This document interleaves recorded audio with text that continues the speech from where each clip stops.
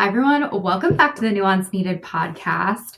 Today, we are re-sharing an older episode. This is actually the first episode that Sam and I ever recorded. So I think the audio is not perfect, but it's about boundaries and how they've become a catch-all term, and also really how people have started weaponizing their boundary. And I think that it's a really important topic. You probably didn't hear it because, again, this was the first episode that came out in October 2024. But I think you'll really like it. And essentially, we kind of talk about, obviously, boundaries are extremely important, but what a boundary is, what it isn't, why people weaponize them, what it looks like, and the nuance of how to implement healthy boundaries in your own life. So hope you love it. As always, the best thing you can do to support the show is share your thoughts, rate, review, share it with someone in your life. Truly, that is how we're able to keep the lights on and continuing to produce the show. So thank you. As always, we are so grateful for you.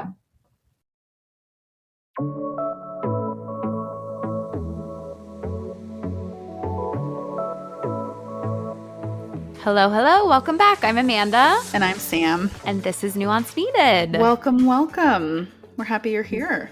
We are so happy to be here. Sam, what are we talking about this week? We are talking about that super straightforward and not controversial topic of boundaries. It is funny that it is controversial.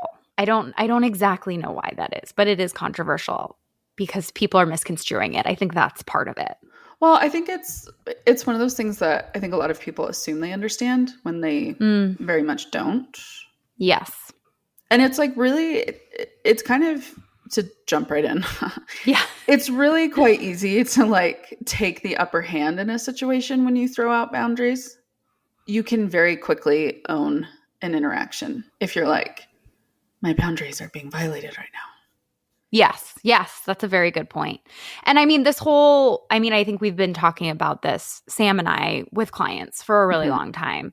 Oh, yeah. And I think this will probably be a theme on the podcast and something we break down. We'll probably do a series where we break down all different terms that are being misconstrued inappropriately on the internet, therapy speak, and the issues that come from that. Mm-hmm. But we're recording this in August, and there was a Cut article that came out that was a pretty incredible example of boundaries that are not boundaries that are misconstrued. Yeah, that's not a boundary. Yes. So just to catch everyone up, it's a short little. She wrote into the Cut asking, and to give you just kind of the Cliff Notes version, what she says is, no one in my husband's family washes their hands before meals. Instead, they touch their faces, pet their family dog, play with the reptiles, and then sit down at the table, proceeding to touch every bagel and piece of crudité because pursuing visually is not enough. I have spotted Shrek-sized fuzzy fingerprints on more than a dozen slices of cheese. And she goes on to talk about her dogs. And essentially at the end, she says that she's on the verge of divorce. And, her husband says that it's not their fault. These are unintentional slights. And she essentially says, it's behavior that violates my boundaries, makes me feel deeply uncomfortable, and threatens my livelihood. I'm learning it's hard to be a facer among avoiders. Initial thoughts. My issue was when I first glanced through it, there were so many conflicting things that she was bringing up. Because I think right off the bat, as a self-described neat freak, that's gross. That would bug me. It's very funny because I was like, this is normal.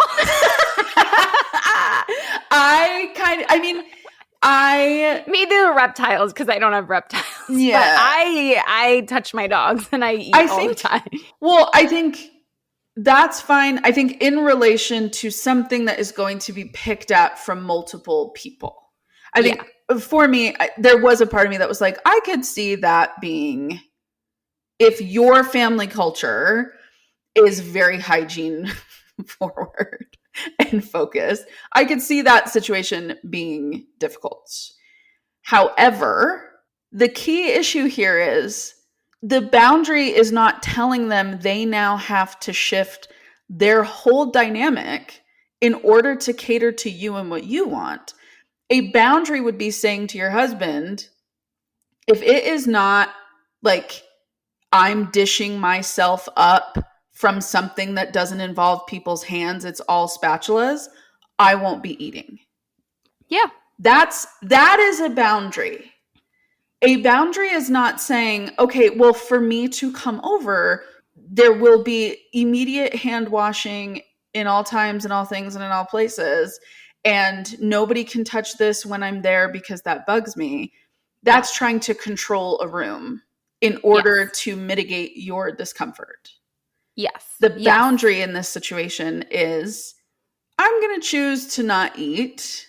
Mm-hmm. Or bring your own food. Or bring your own food. That's what I thought. I was like, bring your own food. Yeah. Like if it's going to bug you that bad, the element of boundaries is you figuring out how you operate while other people are operating around you. Mm-hmm. That is what a boundary is. Yeah. I mean, I think to physicalize it in a metaphor, one of the ways that I really like to describe it is a boundary is the fence around your property. Yes. And while, like that could look, a fence, you could walk by someone's fence and be like, they're punishing me because I want to walk on their lawn and they won't let me. Right. Right. So that is how a boundary gets misconstrued in the opposite way.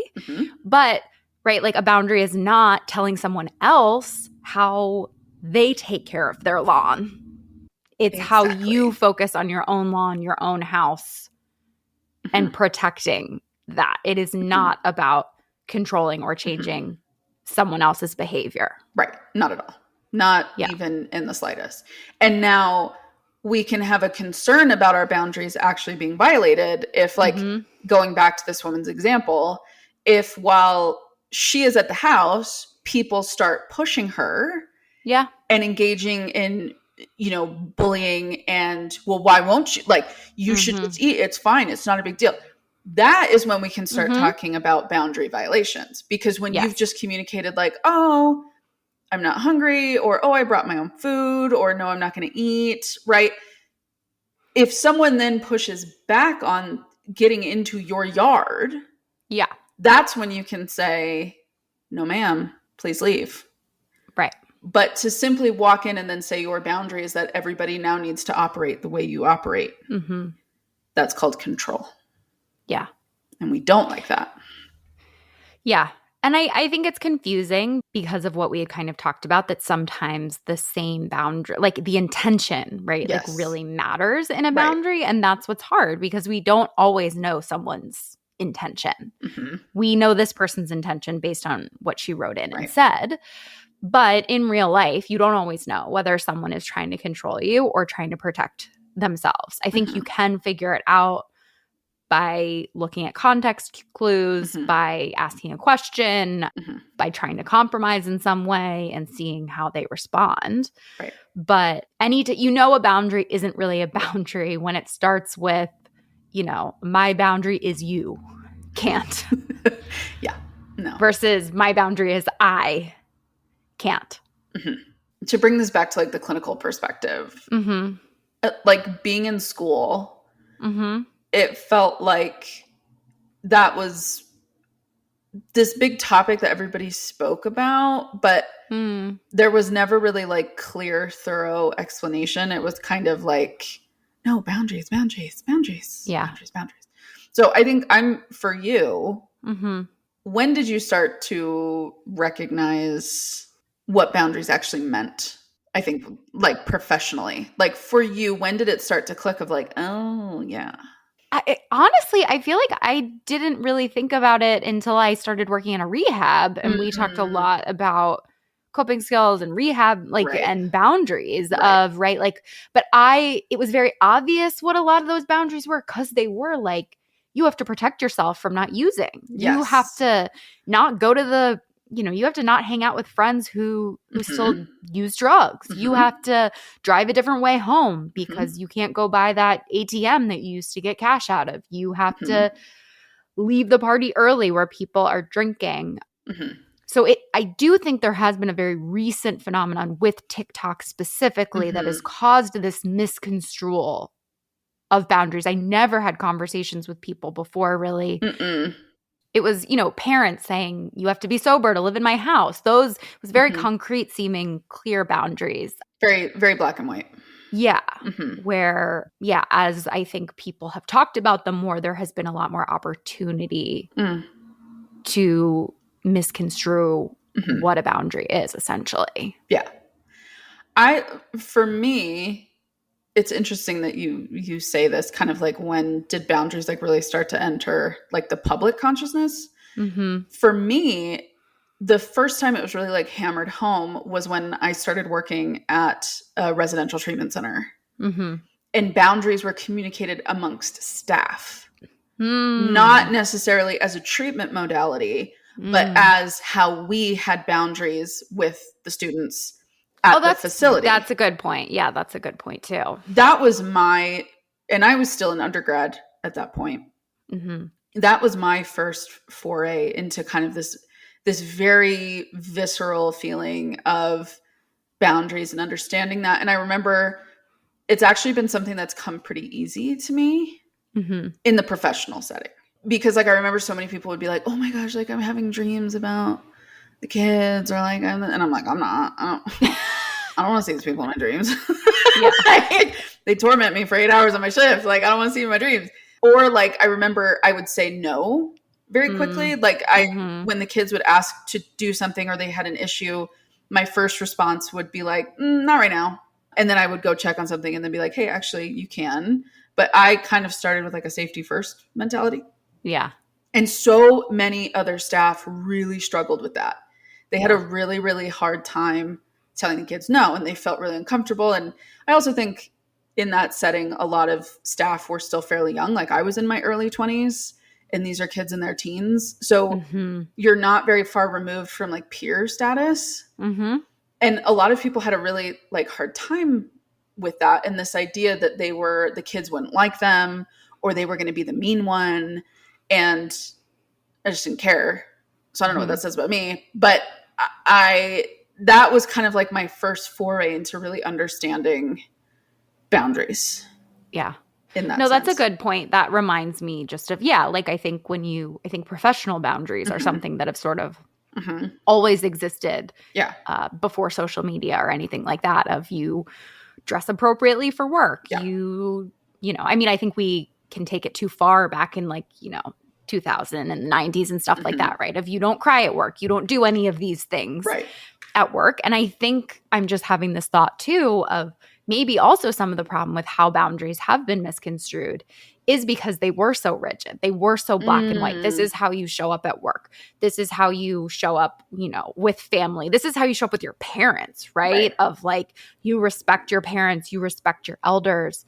And as we've sort of casualized over the years and invited authenticity into our personal lives, our professional lives, social media blending sort of, personal and professional lives and everything in between, is that maybe where some of how we've lost the plot and we get confused?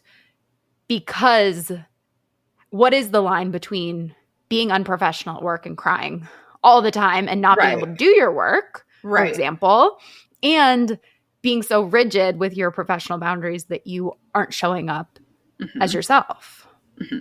Even like hearing you kind of lay that out, I have like 3 different thought threads at the same time, which is like, well, to take it back, like there were these ideas that people didn't realize were boundaries.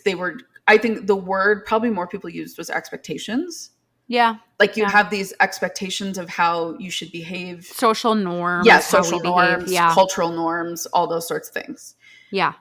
And that's a good point. Maybe I am sort of mixing norms and expectations with boundaries. Boundaries. Well, but I think also, I don't think you're totally wrong, because I think to kind of keep this thread going, maybe part of the issue that you and I are both recognizing, and we're kind of like nailing it down finally in this conversation, is that a lot of these things that are norms and expectations have now been labeled as boundaries when they never really were. It was more social cultural beliefs and the way people liked to behave within their communities. Yeah. Even like ethical behavior as a therapist, for example, is how you're expected to behave engage. to not lose your license. Right. But then the problem is there's really bad therapists that don't believe in that. Correct. So it's complicated, but then I think part of the issue that I'm seeing with the boundaries discussion, and I think part of it is attached to kind of this example that we started the episode with, is boundaries have become this thing that have to have tension and confrontation attached to it. Like whenever I have conversations with clients, well, not whenever, but a lot of times when I have conversations with clients about boundaries, there is this visceral fear of, oh, well, this is going to involve a really difficult, aggressive feeling conversation for me to get this point across. Yeah. When it's okay to just say like, well, there's ways I do things and I will just live that way because that feels authentic to me, while also keeping in mind other people's cultural and social norms. Right. And neither one is wrong.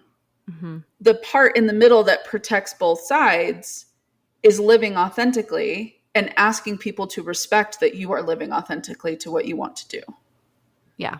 And allowing difference. Yes. Too. Yes. And that someone living differently is not an attack on your boundary. Which is, yeah, exactly. Yes. To close the loop of what we were talking about, right? Like someone, you may think it's gross. You may not want to like eat from a community platter table or whatever. Yeah. Right. Of people who don't wash their hands. Right. But just because you are uncomfortable with that behavior does not mean it is harming you. And I think the word harm is really where things get muddied. Yes. Yeah. This idea that if I even sense that there is some sort of a quote unquote boundary violation, I am now in an unsafe situation. Yeah. Which, to your point, Sam, it's like that is just a difference of opinion or belief. Right. And I guess what's hard is it's like it is an individual choice to decide if something is causing you harm. Yeah. No, it is. It's very nuanced. It's very, really hard. Nuanced. Yet I think when I've had people, clients come to me and talking about this, and I think even in my personal life, when our friends ask us about stuff or, we're venting about things, whatever, I do sometimes push back on the harm narrative a little bit. I'll challenge it. If it ends up being, their truth, let's go with it. Great. Right. But I always want to get curious about that idea of incorporating the other person's perspective. Yeah.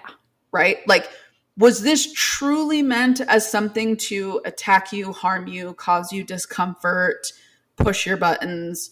Or are you somebody that's currently working on using your voice, having more of a voice, communicating better? And in that moment, you were triggered feeling like maybe you were being taken advantage of or being pushed around. And that's what caused you to snap. It wasn't that in that moment there was actual harm. Yeah. It was this mild trigger related to something that you're working on or something that you're working towards. But those are so nuanced and such like deeply personal conversations that I think a lot of people don't want to have to go there. It's easier to just point and say, this person violated my boundary. They caused me harm. End of story. I think it's interesting too, because in recent years, I think we've had this discussion of impact versus intention. And I think it does matter. I think we used to just say, right, only people's intentions mattered. And now we're recognizing that the impact also matters. Right. But I think in general, and this is a very big theme of what we talk about, Sam, is sometimes we overcorrect. Yes. And while it does matter a lot how someone is impacted, their intentions still do matter, especially if you know them well. Like in these, it's one thing if we're talking about broad societal constructs, laws, discriminate, like for sure. Broad systems. Right. But in interpersonal relationships, especially the closer you are to someone, their intentions do matter. Yes. Caveat, obviously abuse. For sure. Right? Like, yes. Like all of that. We're not talking about that. No. We're talking about like you and me, Sam. Mm-hmm. I say something that like bothers you, negatively impacts mm-hmm. you, mm-hmm. potentially causes you harm. Mm-hmm. If I didn't mean to, it does matter because yes. it will be much easier to have a conversation with yes. me and to repair so that that doesn't mm-hmm. happen again. Mm-hmm. Where if it was my intention to hurt you, right, that totally changes the dynamic. 1,000%. And I love that you used the word repair, because that was the word that was coming in my mind. Of that would be when I would challenge, if I had a client come to me and say, why, like they hurt my feelings, right? Okay, great. Yeah. How do you want to proceed? Mm-hmm. Right? Is this a friendship that you care about investing mm-hmm. in maybe some spicier, uncomfy conversations in order to work through it? Right? Mm-hmm. Like that is the important piece. And people are deserving of the chance to show accountability. Yeah. I think a lot of times we can sell people so short that they're not capable of doing that. Because we're scared sometimes to have the hard conversation. Yes. So we assume they're incapable of it. Yes. And we avoid it. Yeah. And I tell my clients all the time, like, you have to be willing to practice letting multiple things be true. Mm-hmm. You have to be willing to sit in a space that it is true that my friend did something that hurt my feelings or offended me. And it is also true that I'm willing to bet their intent was not to do that. Mm-hmm. And I can hold space for both. And also, if we want the opportunity to repair with people when we've done wrong, we have to be willing to extend that same opportunity to other people. Mm-hmm. Yeah. I think the other part is if we have this expectation that everyone never makes mistakes, we almost can become really rigid and perfectionistic because people are people. Like we make mistakes, we say things we don't mean to, especially the closer you are with someone, the more interactions you have, the more likely you are to say the wrong thing, to come up short, to make a mistake, to have a difference of opinion. But it is in the repair, it is in those conversations that we actually build closeness and trust, and we learn that it is safe to come to someone with this, and then it is possible to grow. Where I worry sometimes with social media and with how these conversations have shifted, we've become so perfectionistic. And I see this sometimes online or with clients where it's like, she did this, she knows how much this would hurt me. And sometimes people make mistakes, and I worry we're not giving people grace, and it is causing more division and more polarization and even just more friendship breakups because we have unrealistic expectations of people. And this belief that I am entitled to something that somebody else is not. So, we are expecting people to have all of this grace and all of this empathy and all of this understanding for where we're at in life and what we're going through. But then the second we are expected to extend that to someone else, it's like, well, I've never done anything wrong. I would never do something like that. And even if that's true, it's not. Well, it's like the classic car example, right? Of like, I forget the name of the official bias, but when you're driving your car and you cut someone off or make a mistake when you're driving, right? Like you expect the person to understand and have the full context. Right. That this isn't just your personality. Where when we see someone do the same thing, we're like, that person is a jerk. Yeah. Because we know one thing about them and we assume that is who they are. Yeah. And I think this is also the problem with more interactions online than in real life, because it is just much easier to make snap judgments, to take one small comment someone made online and extrapolate that into their whole personality, compared to when you have a real authentic conversation with someone face to face. Most of us would never say that. No. To someone. Most people, like, there's a reason when you're driving, like most people wouldn't say the stuff to someone's face that they say to someone when they're driving anonymously. Yeah, exactly. When there's because in these online conversations too, there's no risk. Yeah. Yeah, especially a lot of people are straight up fully anonymous. No one knows you. No one knows you. You don't even have a profile picture. And you're like username 108923558. Like, so you get to say whatever you want with no consequence. Mm-hmm. But also, if we're, taking it back to boundaries, right? Yeah. So there's so much black and white thinking around our boundaries. And I think, kind of, if we're going to talk about like this internet culture of this very like binary back and forth aggression that is going on, what's missing is the idea that within conversations about boundaries with people who care about us and we care about them, there is so much nuance to the conversation. Yeah. It doesn't have to be that you immediately text your friend and say, I will not be doing this. Right. Like, that's just not how authentic human conversation happens. Yeah. And I think, kind of going back to what I said earlier about there's clients who are like, oh my God, like, I don't want to have this super hard conversation. Like, what? Well, it doesn't have to be. Yeah. Because in the moment, you can very easily be like, oh, I don't think I want to do that. Mm-hmm. And if someone says, oh, why not? One, that's a valid question. Yeah. If the whole group is doing something and you are not, that is a valid question to ask, like, oh, why? What's wrong? Mm-hmm. And then a lot of times people will stop there and be like, you can't question me. Yeah. And it's like, no, people who care about you are allowed to explore what is going on with you. Yeah. You then get to decide how much information you want to give. If I go to Disneyland, I don't know how many of you have been to Disneyland, I cannot stand Space Mountain. That is one of my most controversial opinions next to hating watermelon. I truly, like, you hate watermelon? I hate watermelon. I think it's disgusting. Genuinely. I could do an entire episode on proving you wrong of why it's disgusting. Genuinely. Okay. Maybe we'll do a bonus episode on Sam. If you want to hear about why watermelon is disgusting, let us know. Watermelon. And send me all the hate email you want. I've already fielded it from all my family and friends. My skin is like 6 inches thick with this, so don't worry. But anyway, I don't like Space Mountain. Okay. It makes me really dizzy.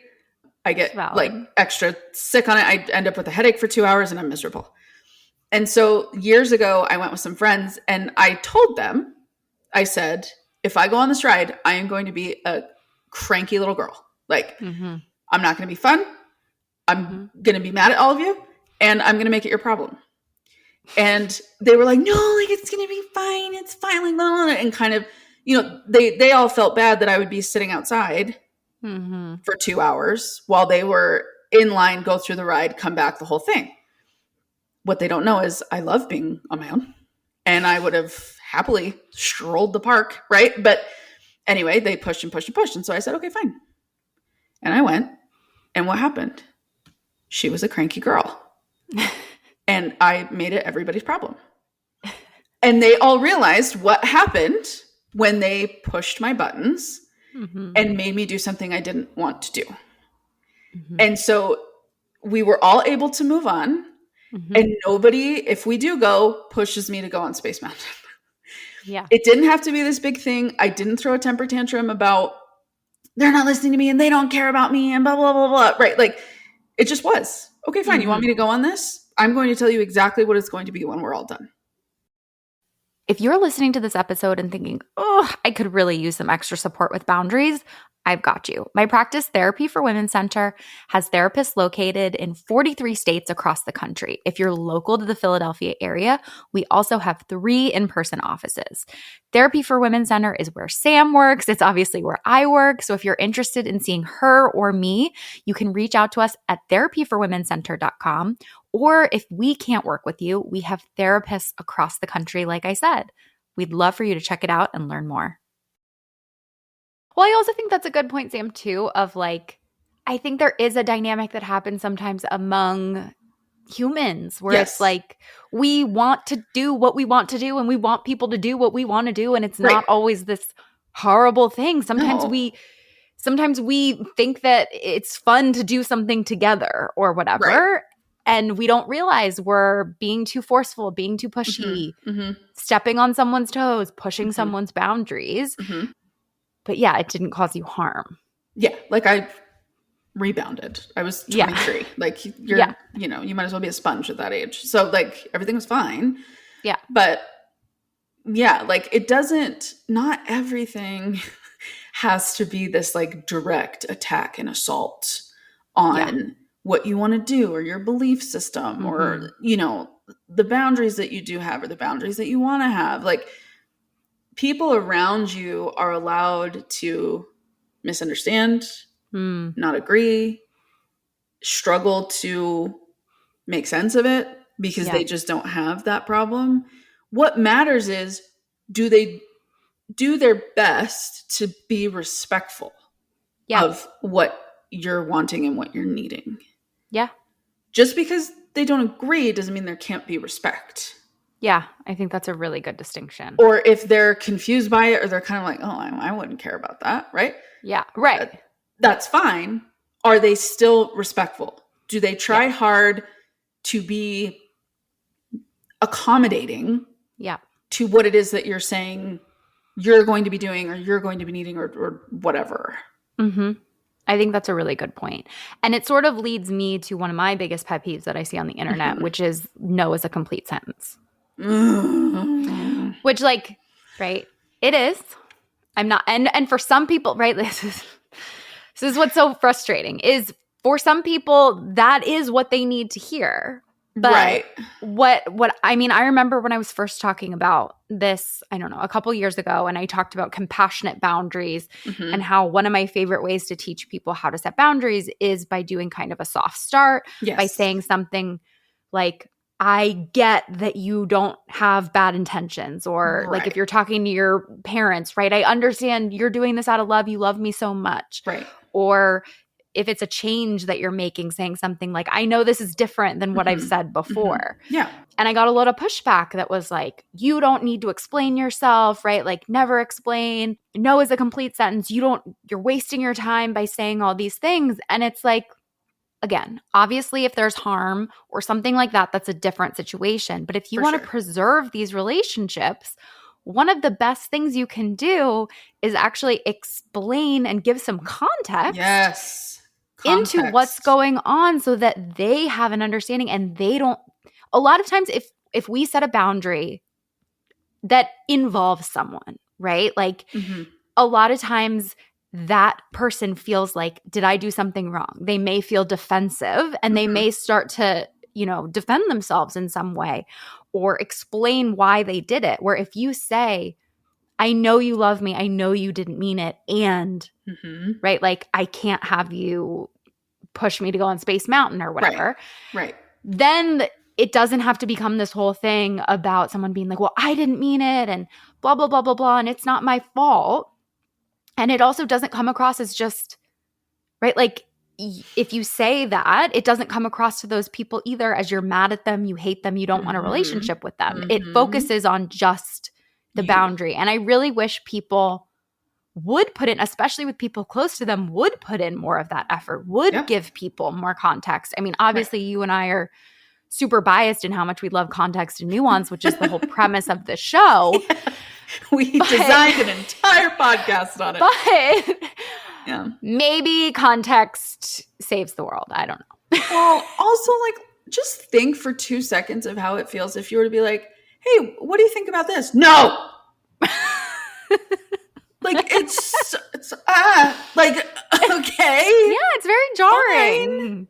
Jesus. Right, I never have to explain myself to you. Yeah, like, it's like, okay, right. that's not really indicating that you care about this relationship and you want to.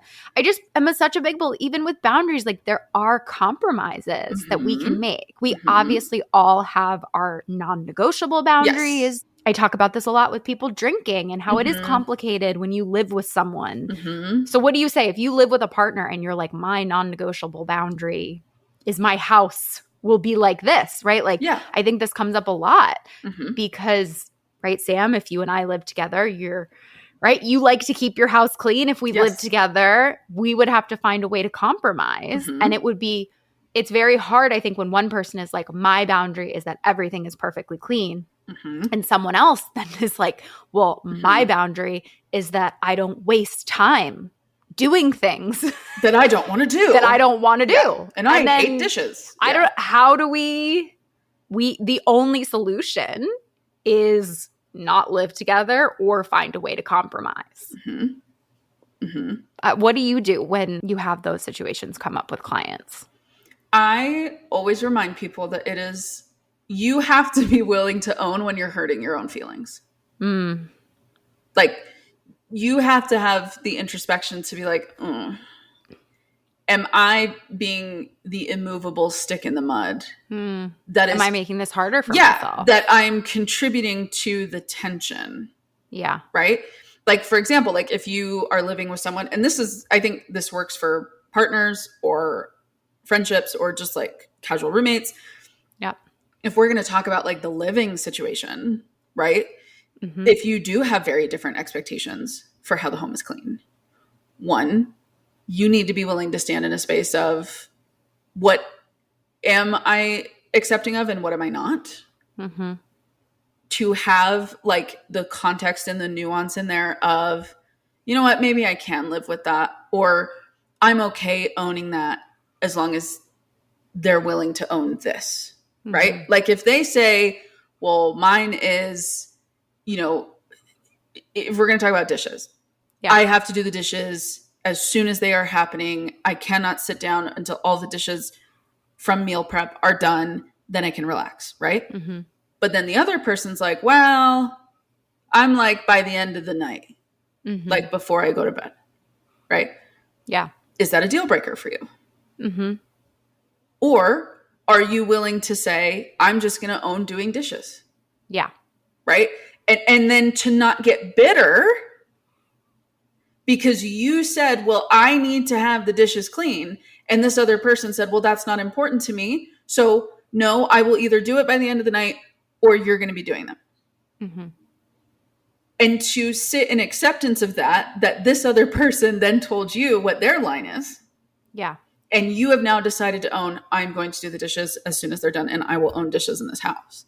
Yeah. But then 2 months later, you can't all of a sudden be bitter that they're not helping with dishes. Mm-hmm. Right. And so I think I always introduce this idea of you have to be willing to acknowledge that sometimes standing in what your boundaries are is going to feel like it involves work from you. And to recognize more work for that person to bring food. Right. To her in-laws' house. That will require more effort. And to recognize that is a choice that you are making to honor what it is that you want to do. Mm-hmm. And to be like, okay, I'm hurting my own feelings with this. Mm-hmm. It's kind of annoying, kind of frustrating, but that was my decision. Mm-hmm. And so I try to introduce that way of thinking about it, which is you just have to be real sometimes that like, I know I'm doing this to myself. Mm-hmm. I know I'm putting myself with like a little extra work. It's a little more frustrating, but I'm owning that because the long-term gain of doing it this way is better to me. Mm-hmm. Like, what are your thoughts on that? I agree. I think that it's important to understand what our preferences, I think some of these fall into preferences, I think too. And maybe that's part of it is it really a boundary that you can't do the dishes? Or is it just what you want to do? You just don't want to do them? Mm-hmm. And I think that kind of comes into what we've been talking about, which is sort of this weaponization. Yes. Of the word boundaries, where saying this is my boundary has become this trump card that you can use in any situation at any time. To make it go your way. Yep. And there is no acknowledgement even of when you entered into this relationship with someone, when you took this job, when you decided to go on this trip, you agreed to certain things. And now it's uncomfortable, or you've changed your mind, or you have preferences that have come up, and you're saying it's like in violation of your boundaries, when really, like I always come back to like, yes, you're allowed to have boundaries, but so are other people. Yeah. Like your boundaries don't get to trump someone else's boundaries. Yes. So you can say this doesn't work for me, but someone else gets to say it doesn't work for them, like you were talking about. Mm-hmm. And then we have to decide, well, what are we going to do? Mm-hmm. And the compromise is figuring out how both people continue to feel respected and valued. Yeah. While maybe being willing to be lenient on certain things Mm-hmm. if the other person is willing to be lenient in the other direction. Yeah. And I think the black and white thinking comes in with someone saying like, well, if I have to be lenient, they're not being respectful. Mm-hmm. And lenient is being willing to be flexible to life. Yeah. Because everything has context and complexity and uniqueness to the situation. Mm-hmm. And I think that's what makes people feel so daunted is no as a complete sentence is a very easy, straightforward way to operate in the world. Yeah. Yeah. And it lets you kind of sit on this like moral high ground a little bit of like, no.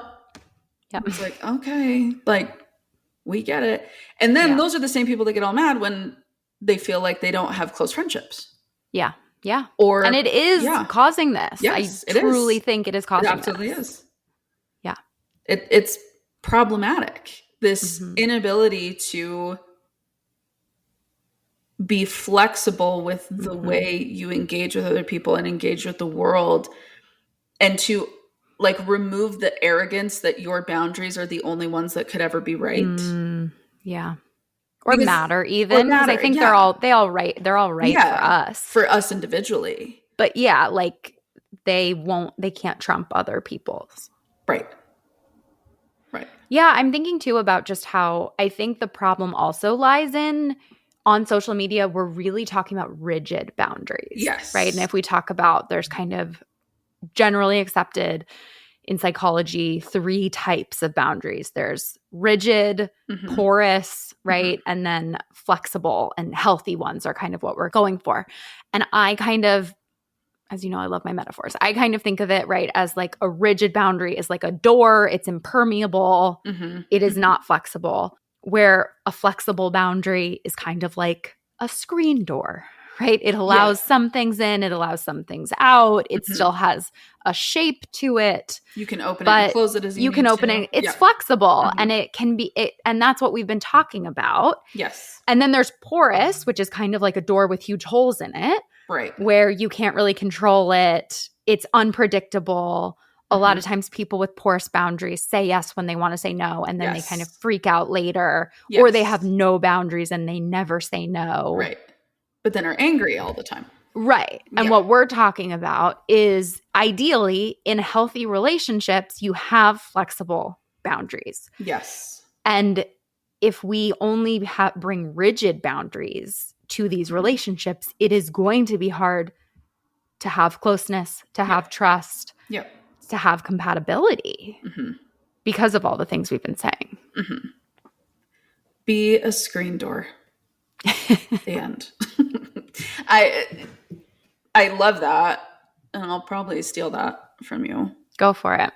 Because I think something else kind of in line with this idea of like this screen door and this flexibility is I remind people like it gets to change whenever you want. Yes. Like you could have a boundary, like for example, taking it all the way back to the beginning with Miss I Hate Charcuterie Boards. Like, okay, maybe there's a group of friends that you're fine with eating that way because they also wash their hands the second they do something, or they use tongs to pick out the cheese. And like, you know, maybe it is keep their okay. house cleaner. Yes. Yes. It is okay for you to engage in those types of meals because the people around you are behaving the same way you do. Yeah. But then it's okay to then go to your in-laws house and be like, I'm going to bring my own charcuterie board. You know, you are allowed to change and adapt, which I think if people are used to the safety that rigidity brings, kind of going back to no period, has a level of safety to it. We are not going to have to be pushed or challenged or kind of sit in a new experience if we just say no. But I think to allow yourself room and the freedom to change and adapt and to be considerate of like, oh, maybe I don't need to be that rigid in that moment.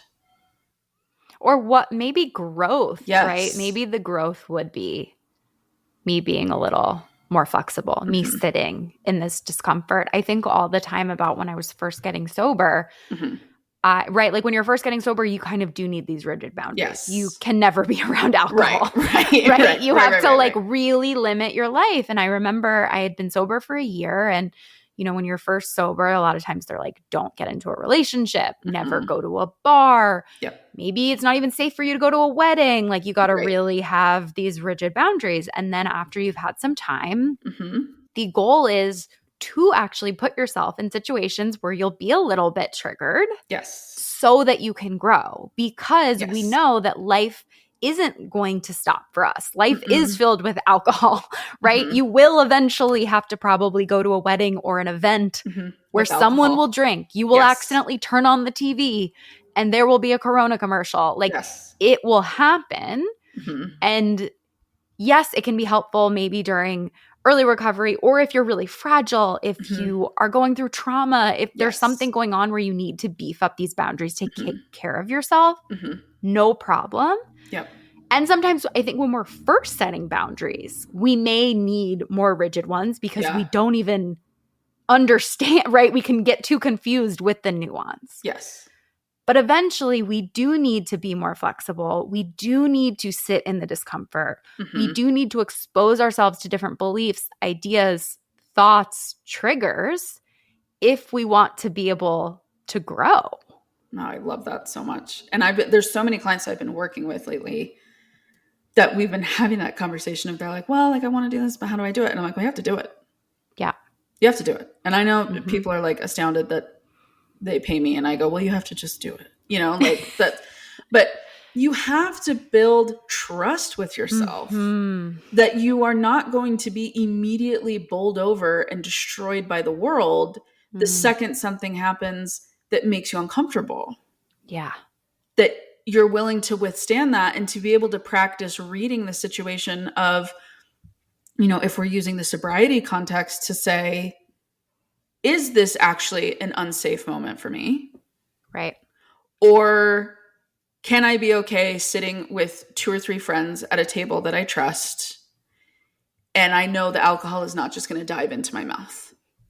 That is so true. Because literally when I first got sober, I was terrified to go into a bar because I was convinced if something would happen. And that was like a healthy fear at the beginning, right? But eventually, like the self-trust you get of being able to know you can walk into a bar or a situation and you will, you do have choice. You do have agency over whether you drink or not. It really is such a recipe for building confidence. And I think this is, you know, a whole nother episode that we should get into. But when we overly rely on these boundaries, when we are overly rigid, when we don't embrace flexibility and nuance, we don't have the opportunity to grow, and we don't develop the skills to trust ourselves, because it's kind of like these boundaries are this armor that we wear, and it does protect us and sometimes serve a purpose. But it's same as like a vulnerability conversation, right? Is armor protects us, but it also keeps us from connecting with people. Because if our boundaries are, no, I will never do this, we are going to struggle to have those deep, meaningful, intimate connections with people in our lives. No, kind of like wrapping up with that, I think you also have to, in addition to like everything that you said and everything that we've also said, there is so much power that comes from being able to actually articulate why you're doing what you're doing. Because that allows the door for that armor to like come off. That allows you the chance to step through that door of like shedding the armor and taking it off and learning how to be vulnerable with the people around you who love you and care about you and have proven their trust in other ways, right? To be able to open up and like, I love Trixie Mattel, drag queen. And her friends on her podcast, because she's taking 3 months off, said that they always laugh because when she invites them over, it's literally for like from 6 p.m. to 8 p.m. like at 8 p.m. She will be like, well, this was great. Thanks so much. Right. Yep. And they were laughing about like the rigidity of the boundary, but they also understand she has a very fast social battery. Mm-hmm. And she's explained that to them and said, oh, like I just run out really quick. And when I'm out, I need people to get out of my house and I need my house back. Mm-hmm. Right. Mm-hmm. To be able to have those vulnerable conversations with our friends so that then it just becomes this funny quirk that we have. Yes. That they understand and they respect. Yep. And they know in those moments, you know, if we use this example, if they go over to your house and at 8:05, you're like, all right, guys, have a great night. They're not sitting there thinking, oh, did I piss them off? Like what I didn't, I don't think I did anything wrong. Like, well, why are they kicking me out? Right. It is okay to practice articulating why you're doing what you're doing and allowing people the chance to respect that back. Mm-hmm. So our homework, our challenge for you is to notice where you may have some rigidity in your boundaries that aren't serving you anymore. Yes. Practice flexibility. Practice, I think that's a great idea, Sam, of articulating, even if you started maybe with writing it down for yourself. Why do you actually need this boundary? And share it with someone and see if it can create connection instead of just saying no. Anything that you want to add, Sam? No. Just rewind. If you want to hear any of my other thoughts on this, go back. Go give it a listen. That's all. Thank you guys so much for being here. Yeah. We love doing this podcast. If you would rate, review, share, subscribe, so we can get the word out. Yes. We'd love that. It would mean the world to us. You're the best. We'll see you next week. Bye.